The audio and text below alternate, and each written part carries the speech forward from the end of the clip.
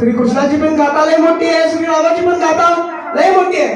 वेळा प्रसंगी जेव्हा गरज पडला तेव्हा श्रीरामानेच श्रीकृष्णाचं रूप घेतलं आणि श्रीरामानेच छत्रपती शिवाजी महाराजांचं रूप घेतलं. भगवद्गीता सर्वांना माहित असेल. जय जय राम, राम सिया राम.